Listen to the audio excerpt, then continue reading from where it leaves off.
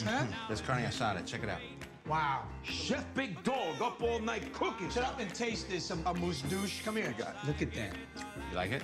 Yeah. We're gonna cook like this. We're being reviewed by the most important critic in the city. Now suddenly you're gonna be an artist. Well, be an artist on your own time. It's my restaurant. The kitchen is my domain. That was our deal. The deal is now changed. Either you stay or you go.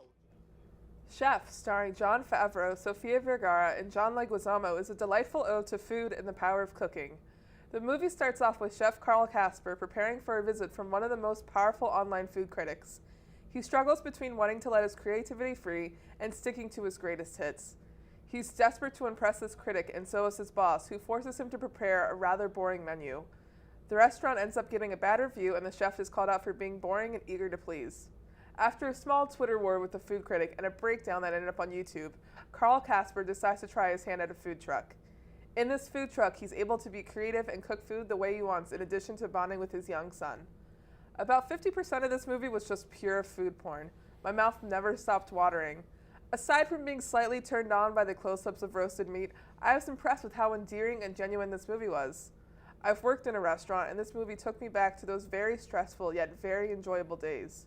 Food is powerful. It just brings people together. And the act of cooking, when done right, is filled with passion and love. This movie portrayed that perfectly. Just don't underestimate food.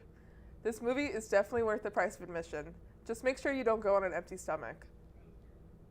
So Aiden, we were actually at the same screening, and I could tell everyone in the room was just so hungry and so in love with this movie. Oh, every single person walking out of that theater was just starving at the end of that movie. Yeah, everyone was like, where can I get some Cuban food right now? Yeah, I thought it was interesting that, you know, that was the type of food he wanted to cook was Cuban food, because I mean, Cuban food is just amazing, and then it was also a great blending of cultures. It was American, it was Cuban, and it was just like, yeah, yes. But it never felt cloying Yeah. or like it was trying to be too politically correct. It just felt natural and right. Yeah. I think that's the best thing about this movie. It just feels genuine. It didn't feel at any point like it was trying to manipulate you Yeah. or anything too hard. It just really kind of worked. I think it has to do a lot with just how well written it is. I think it's really like a step up for Jon Favreau, probably, especially from Cowboys and Aliens. Yeah, for sure.